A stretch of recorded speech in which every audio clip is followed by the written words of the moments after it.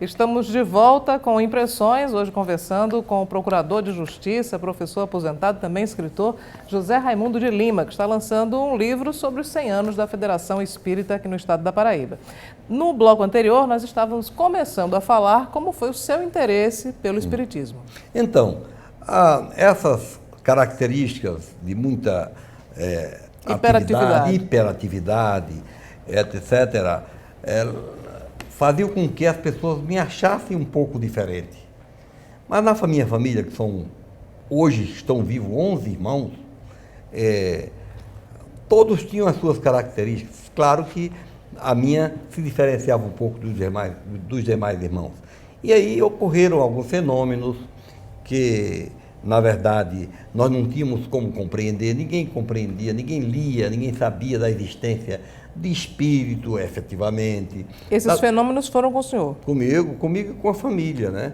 E alguns outros irmãos também são médios, hoje estão todos já trabalhando em casa espírita, etc.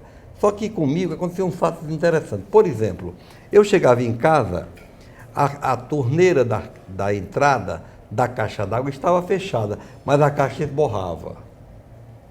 Se eu chegasse perto de uma tomada, de uma coisa, fosse usar qualquer coisa, no momento em que eu estava naturalmente influenciado, ocorria fenômenos físicos, por exemplo, de explosão de alguns equipamentos eletroeletrônicos. Quando o senhor diz, nos momentos em que estava influenciado, o senhor estava incorporado por com influência de espírito, Sim. né?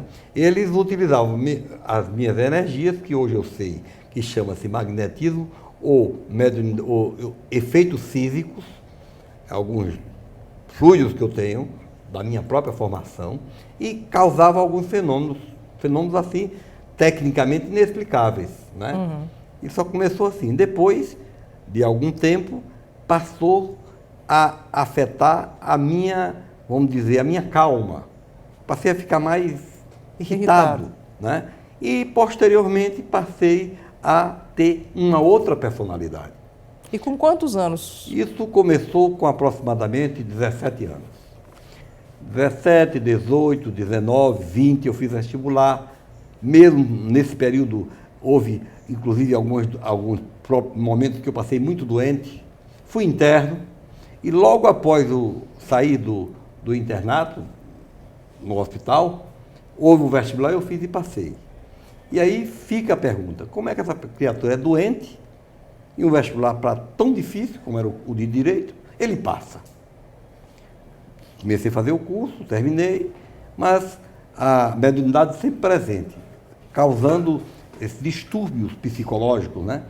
Na época, alguns médicos, que eu inclusive hoje já desencarnaram, me diagnosticaram que eu teria algum problema chamado, uma doença genérica daquela época, que chamava PMD, que hoje é transtorno, né?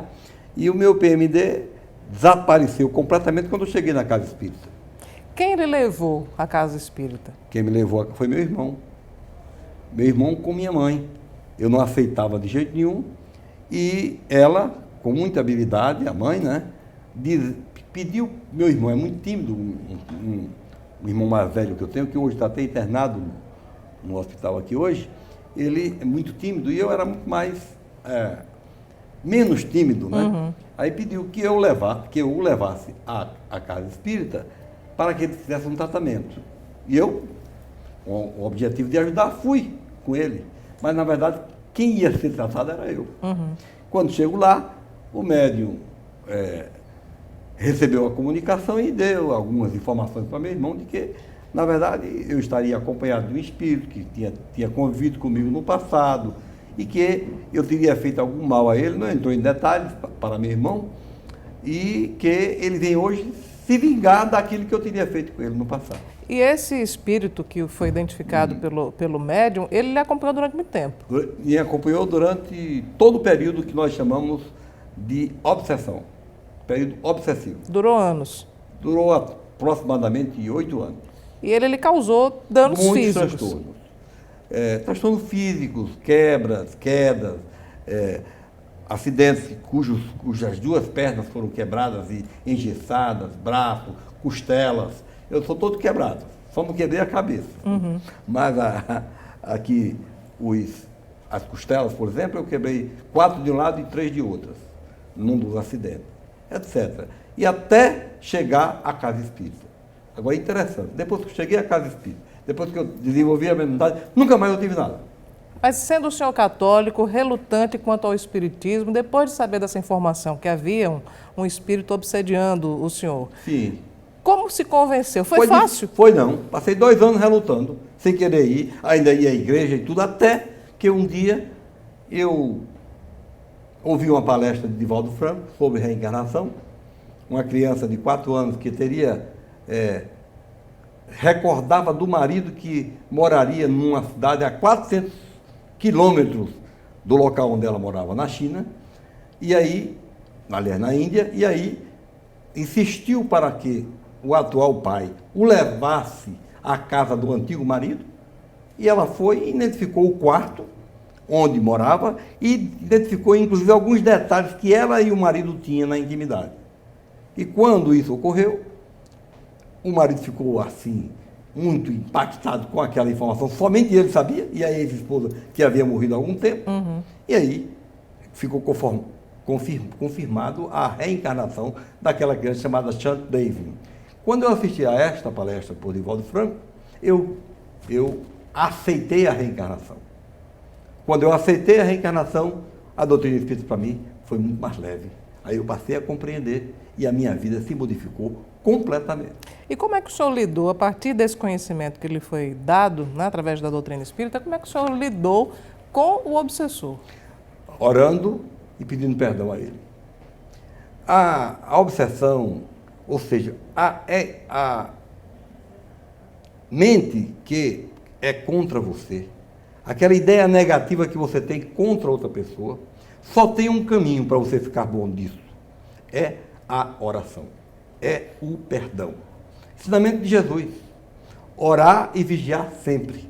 Então, a partir do momento que você compreende que o outro teria razão, porque você fez por onde isso acontecer, você compreende, anulou o processo. E na hora que você perdoa, você fica no comando do processo. Na hora que você está odiando, você está abaixo, você está subordinado ao processo. E fica alimentando Fica alimentando a energia da outra pessoa. Na hora que você perdoa, o que vem de lá não lhe atinge mais. Eu vou dar um exemplo mais prático para o telespectador compreender. Você chega num ambiente que o vulgo chama de carregado. Qualquer que seja ele. E existe realmente? Existe realmente. Um ambiente onde há fumo, onde há bebida, onde há vontade de enganar o outro, onde há jogo, onde há algumas coisas assim. Você chega nesse ambiente, você está noutra dimensão psicológica. Você nota o carrego, nota a energia diferenciada. Então, se você fica lá, você vai se sentir mal, sentir dor de cabeça. Porque isto significa ondas mentais. As ondas, como a onda de rádio e tal, elas têm sintonia. A sintonia que você faz é na mente. Então, se sua mente está sintonizada com o bem, o mal não penetra. Se está sintonizada com o mal, aí você vai ficar na mesma faixa do mal. A oração e vigilância, que falou Jesus, é isso. É você manter a sua mente conectada com o bem. Manter a sua mente voltada a fazer o bem. E aí, quando você está nessa faixa, você está num processo de serenidade suficiente que você penetra e sai de um ambiente carregado e não recebe nenhuma energia. Porque você está fora daquelas ondas mentais que ali estão. O seu obsessor lhe abandonou? Me abandonou porque eu saí da faixa dele. Eu passei a vibrar por ele.